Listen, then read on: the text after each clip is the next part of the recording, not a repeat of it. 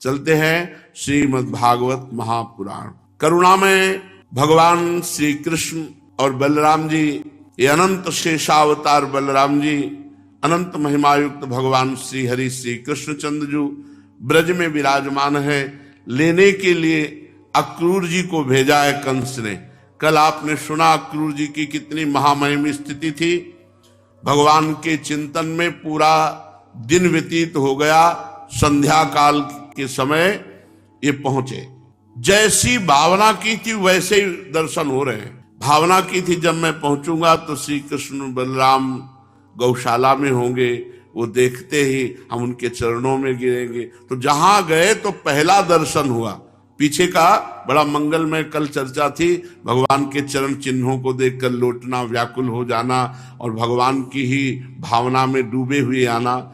तो ददर्श कृष्णम रामम च ब्रजे गोदोहनम गतौ पीत नीलांबरधरौ शरदंबुरुहे क्षणौ किशोरौ श्यामल श्वेतौ श्रीनिकेतौ बृहद्भुजौ सुमुखौ सुंदरवरौ बालद्विरद विक्रमौ। ब्रज में जब अक्रूर जी पहुंचे तो भगवान श्री कृष्ण और बलराम दोनों भाई गाय दोहने के स्थान में विराजमान। देखा अक्रूर जी, भगवान श्याम सुंदर श्री कृष्ण पीतांबर धारण किए हुए, गौर सुंदर बलराम जी नीलांबर धारण किए हुए, उनके नेत्र शरतकालीन कमल के समान खिले हुए। उन्होंने अभी किशोर अवस्था में प्रवेश किया। वे दोनों गौर श्याम निखिल सौंदर्य की खान, घुटनों का स्पर्श करते हुए लंबी लंबी भुजाएं, अजान बाहु, सुंदर मुखारविंद, परम मनोहर, गज शावक के समान ललित चाल और भगवान के श्री चरण कमलों में ध्वजा, वज्र, अंकुश और कमल के चिन्ह थे। ध्वज वज्रांकुशाम भोजैस चिन्हितैरंघ्रिभिर्व्रजम शोभयन्तौ महात्माना वनुक्रोश स्मिते क्षणौ। भगवान के चरणों में ध्वजा, वज्र, अंकुश, कमल आदि के चिन्ह थे। जब भगवान चलते तो उन चिन्हों से पृथ्वी सुशोभित होती। चिन्ह, भगवान के चरण चिन्ह पृथ्वी में अंकित हो जाते। बड़ी शोभा पृथ्वी की। मंद मंद मुस्कान, चितवन ऐसी मानो दया की वर्षा हो रही हो। वे उदारता की तो मानो मूर्ति थे।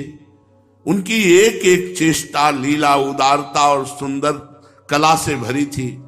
और गले में बनमाला, मणियों के हार जगमग जगमग कर रहे थे। अभी अभी स्नान करके निर्मल वस्त्र पहने थे। शरीर में पवित्र अंगराग चंदन का लेप किया गया था। परीक्षित अक्रूर जी ने देखा जगत के आदि कारण, जगत के परम पति पुरुषोत्तम संसार की रक्षा के लिए अपने संपूर्ण अंशों से बलराम और श्री कृष्ण के रूप में अवतीर्ण होकर अपनी अंग कांति से दिशाओं के अंधकार को दूर कर रहे। इतने सुंदर लग रहे थे जैसे सोने से मढ़े हुए मरकत मणि। स्वर्णिम कांति पीतांबर की और अंग कांति मरकत मणि की। ऐसा लग रहा था जैसे सोने से मढ़ा हुआ मरकत मणि हो। और बलराम जी ऐसे लग रहे थे जैसे चांदी के पर्वत के ऊपर मेघ जगमगा रहे हो। मेघ नीलांबर और चांदी के पर्वत की तरह बलराम जी। अक्रूर जी ने देव ही देखा भगवान श्री कृष्ण बलराम को। प्रेमावेग से अधीर होकर रथ से कूद पड़े और दौड़ पड़े। जैसी भावना की थी कि जे भी देखूंगा उनके चरणों में साष्टांग लौट, वैसे ही भगवान ने वैसे ही सौभाग्य दिया। दौड़ करके गए और भगवान के चरणों में साष्टांग लौट गए, चरण पकड़ लिए भगवान श्री कृष्ण और बलराम के। भगवान के दर्शन से अक्रूर जी को इतना आह्लाद हुआ कि नेत्रों के आंसुओं से भगवान के चरणों का अभिषेक कर रहे।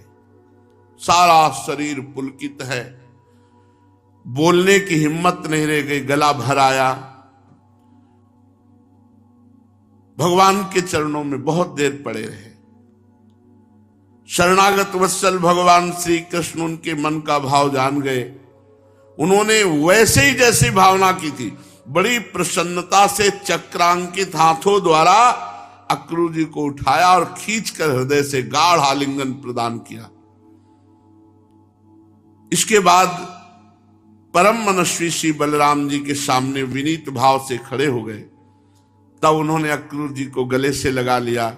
एक हाथ श्री कृष्ण ने पकड़ा, दूसरा बलराम जी, और घर ले गए। जैसी भावना की थी, ये यथा माम प्रपद्यन्ते तास तथैव भजाम्यहम्। हम घर ले जाकर बड़ा स्वागत हुआ अक्रूर जी का। कुशल मंगल पूछकर श्रेष्ठ आसन पर बैठाया, विधि पूर्वक पांव पखारे, मधुपर्क आदि से पूजन किया अक्रूर जी का। इसके बाद भगवान ने अतिथि अक्रूर जी को गाय प्रदान करी और पैर दबा करके उनकी थकावट दूर की।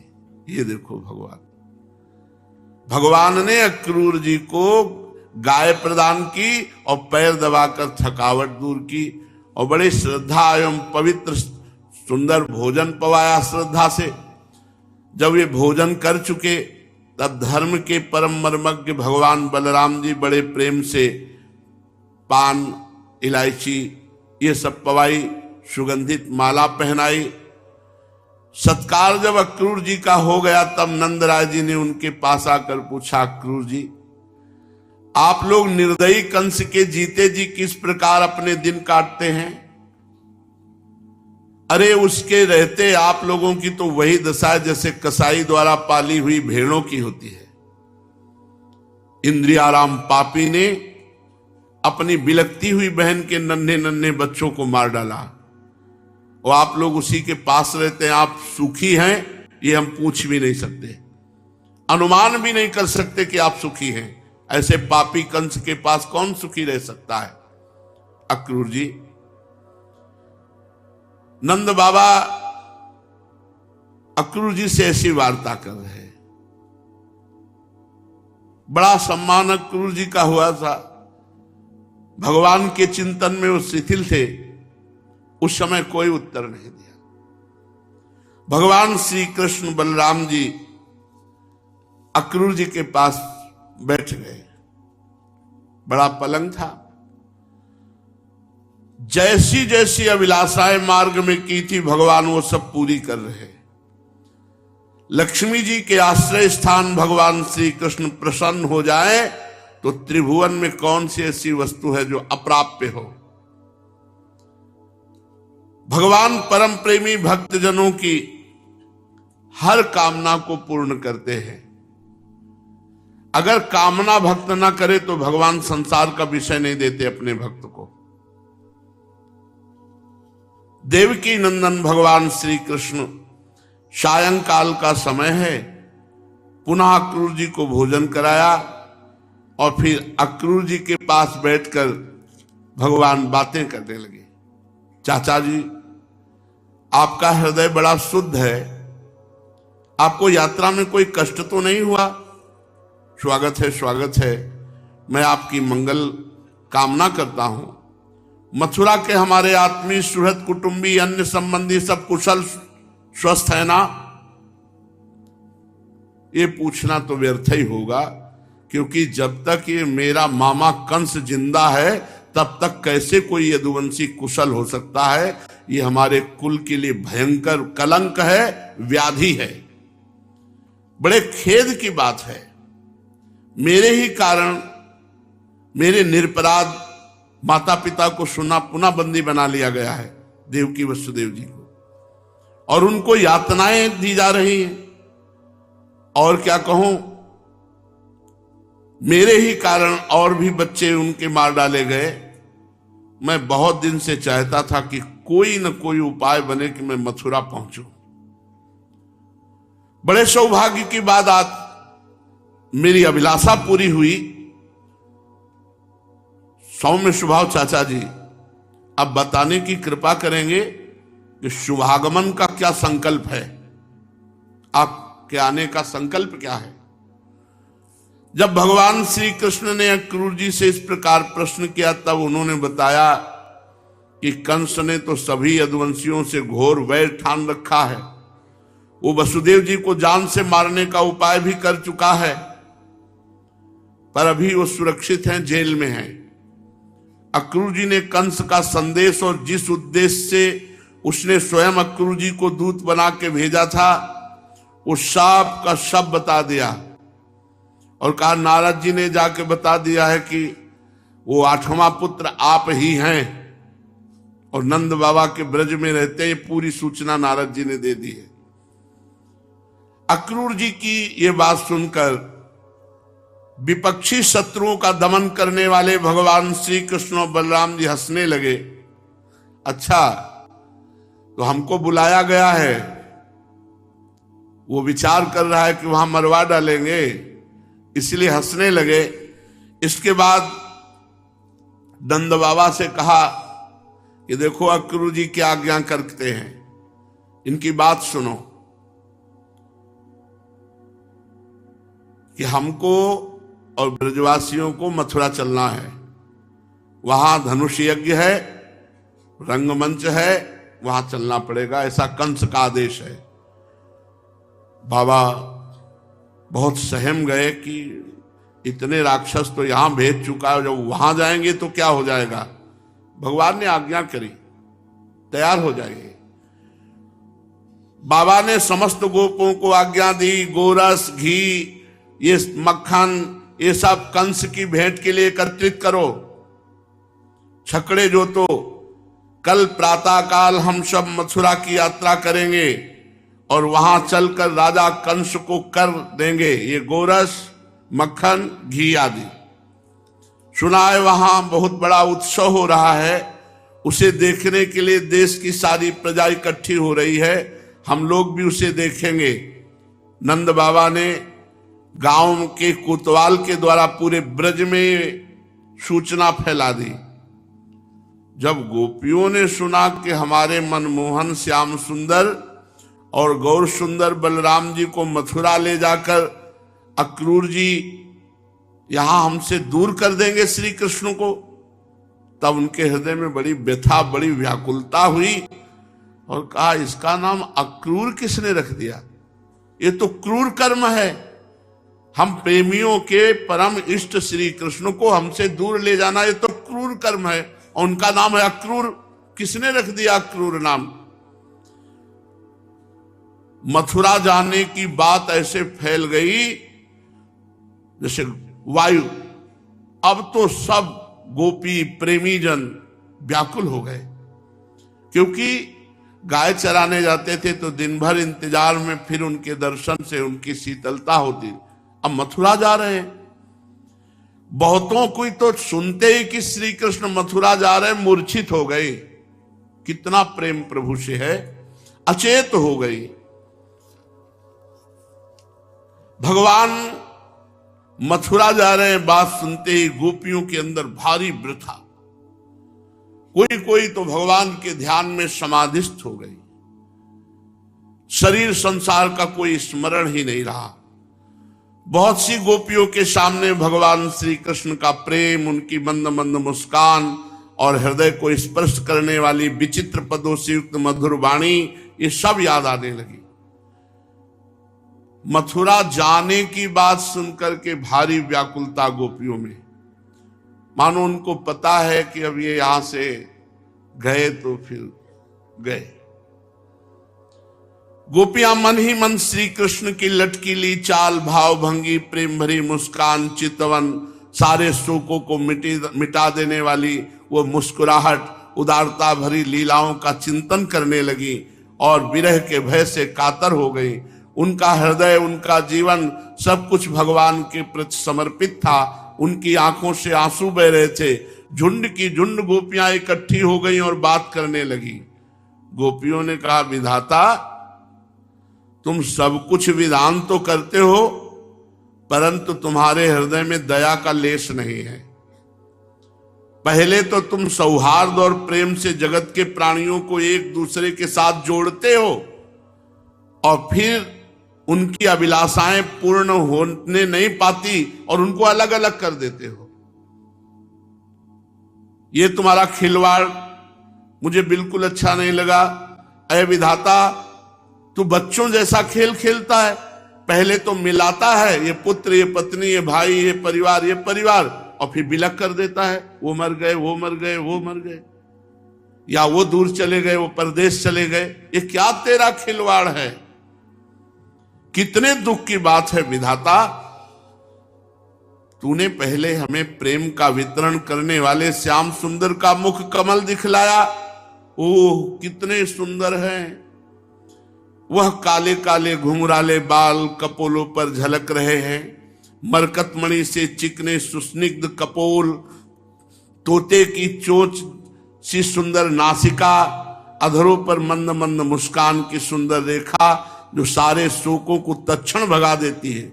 विधाता, तुमने एक बार तो हमें वह परम सुंदर मुख कमल दिखाया और अब उसे ही हमारी आंखों से ओझल कर रहे हो। सचमुच तुम्हारी एक करतूत बड़ी अनुचित है।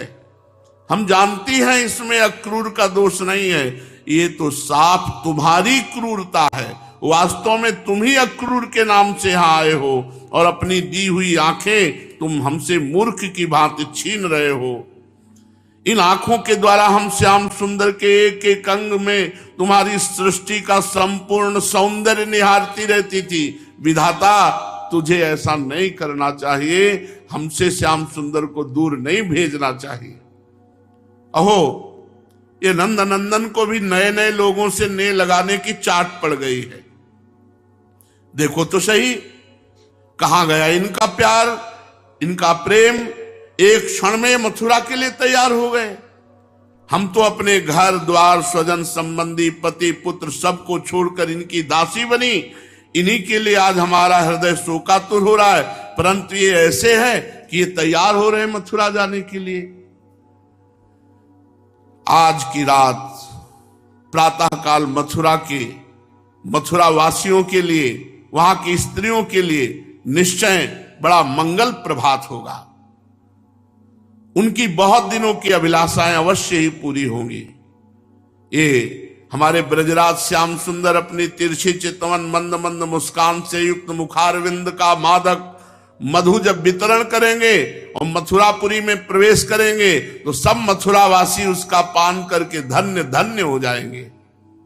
यद्यपि हमारे श्याम सुंदर धैर्यवान होने के साथ ही नंद बाबा आदि गुरुजनों की आज्ञा में रहते हैं, तथापि मथुरा के प्रेमी और वहां की युवतियां इनके मधु के समान वचन और इनका रूप देखकर बरबस लुट जाएंगे इनके ऊपर। इनकी सलज्ज मुस्कान, विलासपूर्ण भावभंगी, ऐसी कौन ऐसा है जिसके चित्त को न चुरा ले। हमें लगता है ये मथुरा चले जाएंगे तो फिर हम ग्वालिनों के पास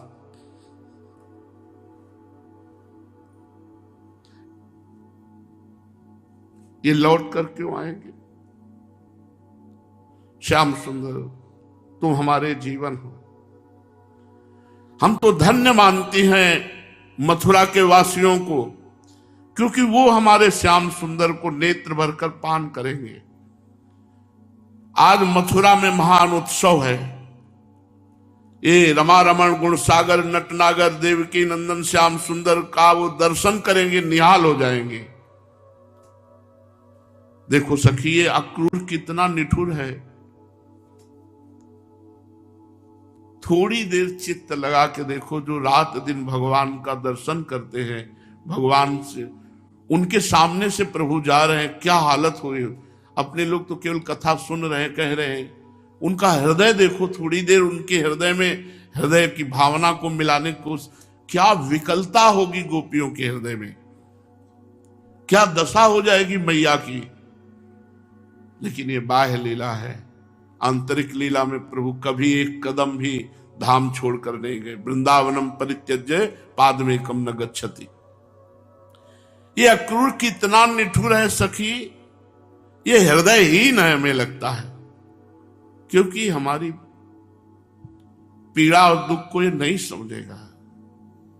हमारे प्राण प्रीतम नंद दुलारे श्याम सुंदर को हमारी आंखों से ओझल करके बहुत दूर ले जाना चाहता है। अरे कोई दो बात कहकर हमें धीरज भी नहीं बंधा रहा, आश्वासन भी नहीं दे रहा। सचमुच ऐसे अत्यंत क्रूर पुरुष का नाम अक्रूर किसने रख दिया? ये प्रेमी जनों की बात हो। सखी अक्रूर की बात क्यों करती? ये कृष्ण भी तो कम निष्ठुर नहीं है ना। देखो देखो, ये चलने के लिए तैयार हो गए, एक बार भी हमारी तरफ देखकर बोला भी नहीं। अरे देखो, ये मतवाले गोपगण छकड़े तैयार कर रहे हैं, जल्दी मचा रहे हैं।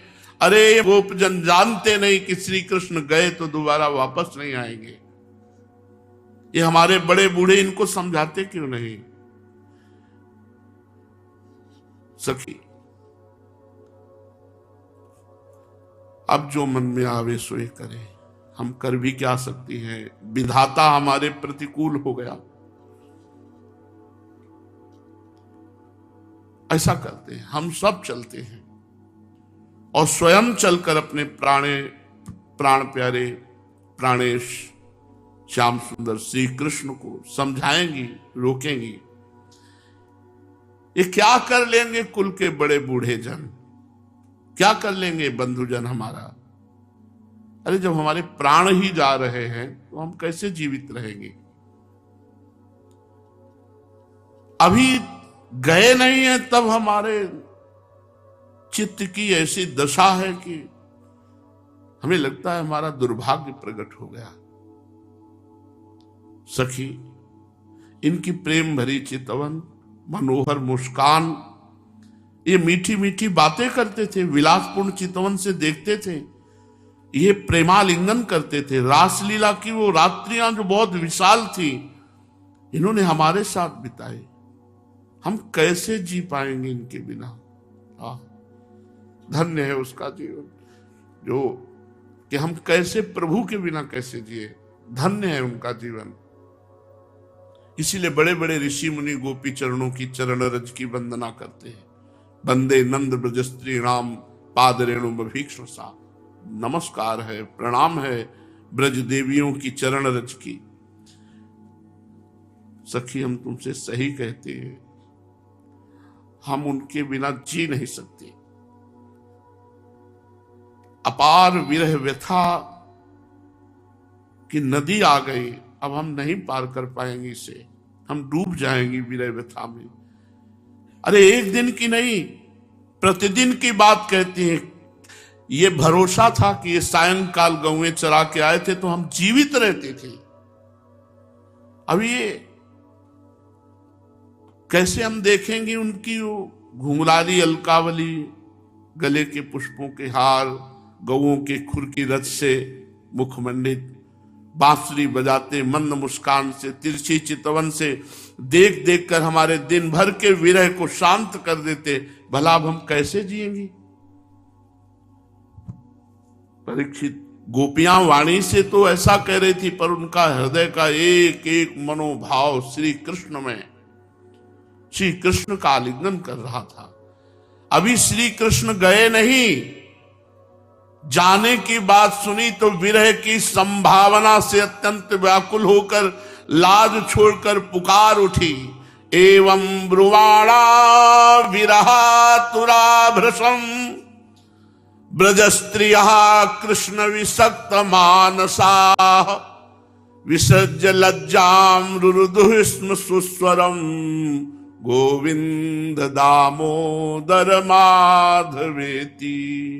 हे गोविंद, हे दामोदर,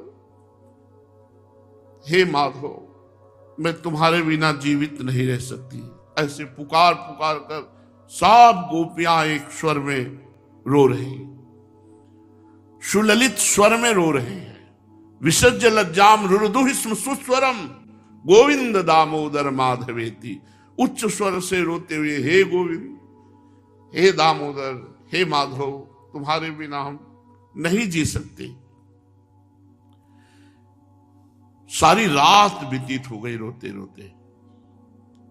सूर्योदय हुआ, अक्रूर जी संध्या वंदन आदि नित्य कर्म से निवृत्त होकर रथ पर सवार हुए। नंद बाबादि गोपों ने भी दूध दही मक्खन घी आदि से भरे मटके भेंट की बहुत सी सामग्रियां छकड़ों पर चढ़ा ली और चल पड़े। अनुराग के रंग में रंगी हुई गोपियां अपने प्राण प्यारे श्री कृष्ण के पास गई। उनके दर्शन से कुछ विराग शांत हुई। वे श्याम सुंदर की तरफ देख रही थी, कुछ तो बोले, कुछ तो कहें। यदुवंश शिरोमणि भगवान श्री कृष्ण ने देखा कि गोपियों के हृदय में बड़ी विराग्नि जल रही, संतप्त हो रही।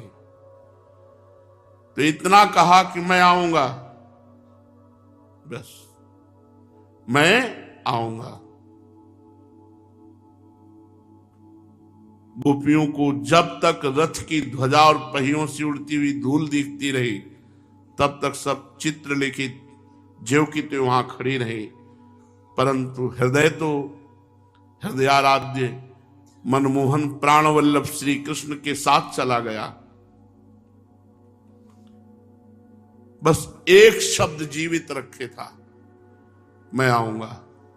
बस यही शब्द उन्होंने कहा है, मैं आऊंगा। गोपियां सोच रही थी शायद थोड़ी दूर जाकर वो पुनः लौट आएंगे, परंतु जब देखा नहीं लौटे तो सब निराश हो गए।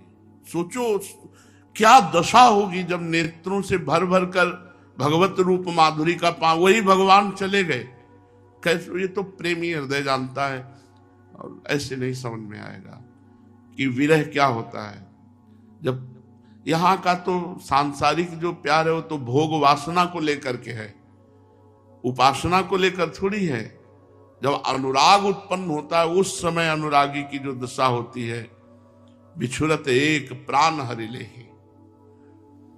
रात दिन अब प्यारे श्याम सुंदर के चिंतन में आंसुओं से भींगे हुए कपोल, ऐसे पूरा ब्रजमंडल, क्या मैया, क्या सब गोपीजन, क्या गौए, क्या बछड़े, क्या सखा, कुछ तो साथ जो गए थे उनकी बात अलग थी, लेकिन सब यहां पूरे ब्रज में एक ही शब्द, मैं आऊंगा। बस यही जीवित रखे था, बोले है ना आऊंगा। परीक्षित इधर भगवान श्री कृष्ण बलराम जी अक्रूर के साथ ऐसे घोड़े जो वायु के समान चलने वाले थे, पापनाशिनी परम पावन मोह भंजनी यमुना जी के पावन तट पर पहुंचे। वहां भगवान श्री कृष्ण बलराम जी ने मुख धोया और जैसा भगवान के श्री अंग का रंग है ऐसा यमुना जी का श्याम रंग, जल पिया। इसके बाद बलराम जी और भगवान श्री कृष्ण झुरमुट के समीप खड़े रथ पर जाकर बैठ गए। अक्रूर जी ने दोनों भाइयों को जब रथ में बैठा करके ले आ रहे थे तो उनके मन में बड़ी शंका हुई कि मैं बड़ा अनर्थ कर रहा हूं। ऐसे श्याम सुंदर, ऐसे गौर सुंदर, ये कृष्ण बलराम को जाकर पापी कंस के हाथ में समर्पित कर दूं, कहीं अमंगल ना हो जाए। मैं कितना अमंगल कार्य करने के लिए तत्पर हो गया। यही सोच रहे थे कि भगवान ने आज्ञा करी, चाचा जी ये अनंत तीर्थ ब्रह्महृद है, इसमें स्नान कर लो। वो गए, आचमन किया, प्रणाम किया यमुना जी को, और जे भी उस कुंड में डुबकी लगाई, उसी समय जल के भीतर अक्रूर जी ने देखा कि श्री कृष्ण और बलराम दोनों भाई एक साथ बैठे हुए हैं। उनके मन में शंका हुई कि कृष्ण और बलराम जी को तो मैं बाहर रथ में बैठा लाया, ये जल में डुबकी लगाने पर कैसे दिखाई दे रहे? शायद वो रथ पर नहीं होंगे, यहां उतर कर आ गए होंगे जल में। तो बाहर निकले और देखा कि रथ पर श्री कृष्ण बलराम, फिर डुबकी लगाई तो देखा जल में श्री कृष्ण बलराम। उनको लग रहा है क्या ये मैं भ्रम देख रहा हूं कि श्री कृष्ण बलराम जल में भी हैं और रथ में भी बैठे हुए हैं। फिर दोबारा डुबकी लगाई तो देखा बलराम जी की जगह अनंत फणधारी भगवान शेष जी, बड़े बड़े सिद्ध चारण गंधर्व, ये सब मुनि ऋषि, ये लोकपाल सर झुका करके हाथ जोड़े स्तुति कर रहे हैं। शेष जी के 1000 सिर हैं, प्रत्येक फण पर दिव्य मणियां, कमल नाल के समान उज्जवल शरीर पर नीलांबर, और उनकी गोद में श्याम मेघ के समान भगवान श्री कृष्ण रेशमी पीतांबर पहरे हुए शांत भाव से, कमल के रक्त दल के समान रत्नारे नेत्र, बड़ा सुंदर मुखारविंद और मुस्कुराहट प्रकट हो रही, चितवन चित्त को चुराए ले रही, बहुत सुंदर भौहें, नासिका, सुघड़, सुंदर कान, कपोल, लाल लाल अधरों की छटा निराली। देखा भगवान शेष की शैया पर श्री कृष्णचंद्र जो शयन कर रहे हैं, वक्षास्थल पर लक्ष्मी का चिन्ह, शंख के समान उतार चढ़ाव वाला सुडौल गला, गहरी नाभि, त्रिवली युक्त उदर, पीपल के पत्ते के समान शोभायमान हो रही। अक्रूर जी ने देखा भगवान के श्री अंगों को, जिनमें मणियों से जटा हुआ मुकुट, कड़े, बाजूबंद, करधनी, हार, नूपुर, कुंडल, सुंदर यज्ञोपवीत दिव्य मूर्ति अलंकृत, एक हाथ में कमल, शेष 3 हाथों में शंख, चक्र और गदा, गले में कौस्तुभ मणि, बनमाला, नंद, सुनंद, जय विजय, ये सब भगवत पार्षद वहां विराजमान हैं। और सनकादि परम ऋषि सनक सनंदन सनातन सनत कुमार, ब्रह्मा, महादेव, देवता, सर्वेश्वर, मरीच आदि 9 प्रजापति, प्रहलाद, नारद, बड़े बड़े भक्त, 8 वसु, ये सब स्तुति कर रहे हैं। ये अक्रूर जी ने देखा महामहिमा भगवान की। साथ में देखा श्री, पुष्टि, सरस्वती, कांति, कीर्ति, तुष्टि, ये सब भगवान की दिव्य शक्तियां वहां, माया, लादिनी, संधिनी, ये सब शक्तियां वहां मूर्तिमान विराजमान है। कांपने लगे अक्रूर जी, भगवान का ऐसा स्वरूप भगवान ने दिखाया कि देख कंस मार सकता है मुझे, अपना वैभव दिखाया। अब तो परम भक्ति से युक्त प्रेममय हो गया, सारा हृदय आनंद के आवेश से पुलकित, प्रेम भाव का उद्रेक, आंखों से आंसू बह रहे। अक्रूर जी ने अपना साहस बटोरा, ये नहीं कि केवल कोरी भावना हो, नजदीक गए और भगवान के चरणों में प्रणाम किया, सर रख दिया, हाथ जोड़कर धीरे धीरे गदगद वाणी से अक्रूर जी भगवान की स्तुति करते हैं। बड़ी सुंदर भगवान की अक्रूर जी ने स्तुति की है, तो इसका श्रवण आगे करेंगे, जिससे ध्यानपूर्वक हम भगवान की महिमा को सुन सके।